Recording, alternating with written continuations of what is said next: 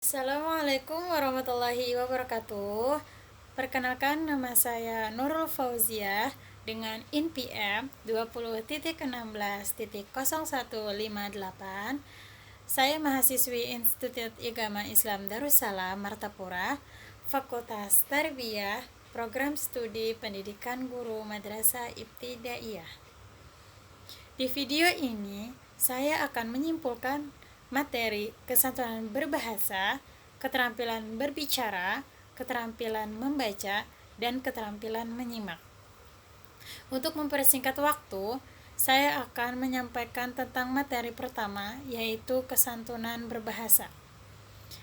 Kesantunan adalah etika atau perilaku dalam kehidupan sehari-hari. Sedangkan berbahasa berhubungan dengan komunikasi. Jadi, kesantunan berbahasa ialah sebuah etika dalam berkomunikasi. Sopan santun dalam berbahasa merupakan sikap hormat penutur kepada mitra tutur yang diwujudkan dalam tuturan yang sopan dan sikap yang hormat. Dalam bahasa Indonesia, kesantunan itu terbagi menjadi dua. Yang pertama, kesantunannya ukurannya ditinjau dari segi linguistiknya, dan yang kedua, ditinjau dari segi pragmatiknya.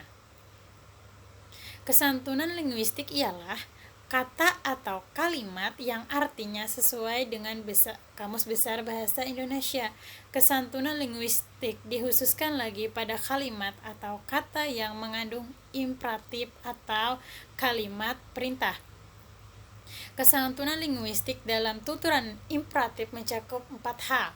1. Panjang pendek tuturan. Semakin panjang tuturan yang digunakan akan semakin santun tuturan itu. Sebaliknya, semakin pendek sebuah tuturan akan cenderung tidak santun.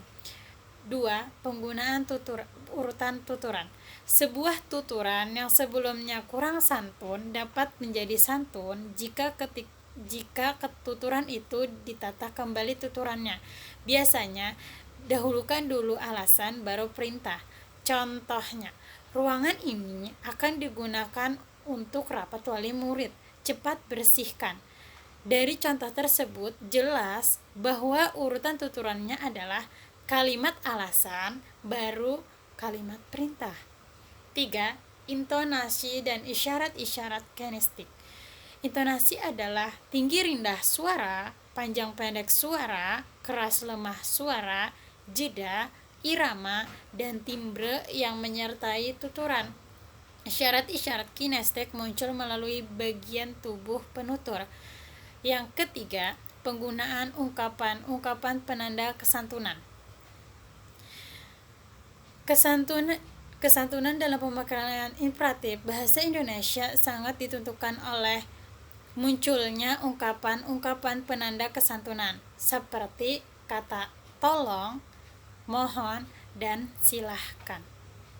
Kesantunan pragmatik adalah ukuran makna yang terkandung dalam kata atau kalimat yang dituturkan. Tuturan ini sangat bergantung pada konteks. Konteks yang dimaksud ialah segala sesuatu yang melatar belakangi teks. Jadi, dalam kesantunan pragmatik juga dikhususkan pada kalimat imperatif, tetapi dituturkan di dalam pernyataan dan pertanyaan atau bentuk perintah yang tidak langsung dapat ditemukan dalam maksud yang tersirat. Masuk ke materi kedua, yaitu keterampilan berbicara. Keterampilan berbicara merupakan seni tentang berbicara yang dimiliki seseorang atau dapat dikatakan berbicara yang berkualitas. Dalam keterampilan berbicara ada 3 hal yang harus diperhatikan. Pertama, kualitas diri. Yang kedua, kualitas materi. Yang ketiga, kualitas penyampaian. Untuk menyampaikan kualitas diri, masih ada beberapa hal yang perlu diperhatikan. 1. Menciptakan daya tarik dalam diri atau inner beauty. 2. Fokus pada pendengar. 3. Menguasai proses. 4. Percaya diri. Percaya diri tercipta karena adanya persiapan, berpikir positif, performa, berbicara dengan bersemangat, dan jadilah pribadi yang unik. Selanjutnya, kualitas materi, yaitu pembuatan dan penyampaian materi sesuai dengan usia pendengar. Terakhir, kualitas penyampaian. Dalam penyampaian yang berkualitas, tidak hanya mulut saja yang berbicara, melainkan seluruh anggota tubuh kita juga bisa berbicara, seperti senyum, pertahankan kontak mata pada para pendengar, perhatikan vokal dan cara pengucapan. Materi selanjutnya, keterampilan membaca. Keterampilan membaca adalah kapasitas seseorang dalam memahami, menafsirkan, membaca, dan memecahkan kode bahasa pada teks tertulis. Keterampilan membaca sesuatu yang berbeda dari bisa membaca. Dalam terampil membaca, perlu keahlian khusus dan teknik-teknik yang harus dilakukan. Keterampilan membaca di sini akan lebih saya khususkan lagi pada membaca kritis. Membaca kritis merupakan kegiatan membaca yang bertujuan untuk memahami bacaan secara mendetail atau mendalam, dapat menganalisis dan mengkritisi hasil bacaan. Membaca kritis juga memerlukan keahlian khusus atau teknik-teknik membaca, seperti teknik SQ3R. SQ3R merupakan singkatan dari S. Survey, Q. Question, R pertama itu read, R kedua itu reset, dan R yang ketiga itu review. Langkah-langkah yang harus dilakukan dalam teknik membaca SQ3R. Pertama, survei. Survei dilakukan untuk mengetahui isi atau gambaran secara umum dalam buku yang akan dibaca, seperti mengetahui judul buku dan membaca pendahuluan. Kedua, question. Pada saat kita membaca, kita perlu membuat pertanyaan-pertanyaan dengan menggunakan rumus 5W plus 1H.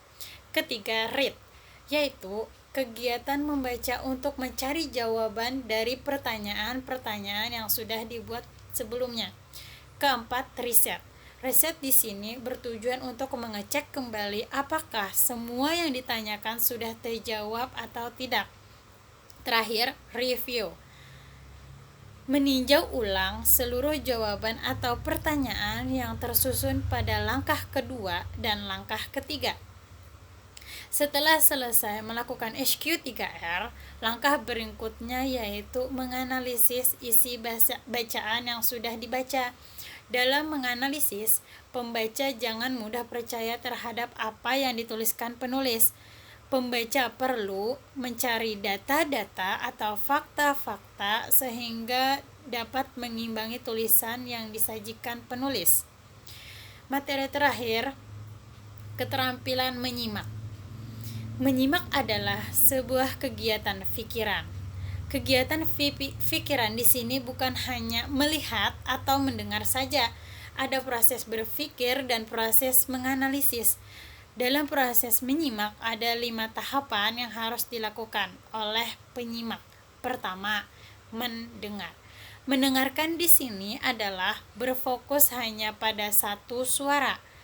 Kedua, memahami. Pada bagian ini, penyimak mengartikan setiap kata yang didengar atau disimak sesuai dengan Kamus Besar Bahasa Indonesia. Ketiga, menginterpretasi. Berkaitan untuk memberikan makna pada setiap kalimat atau kata yang didengar. Keempat, menilai.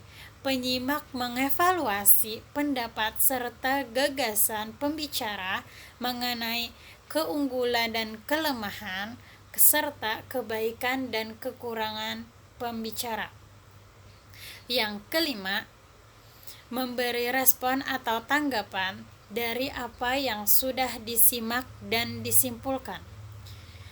Jadi, yang namanya menyimak merupakan sesuatu yang sangat penting untuk dipahami Karena jika dalam menyimak gagal memahami, maka respon yang akan diberikan tidak nyambung atau keluar dari pembahasan.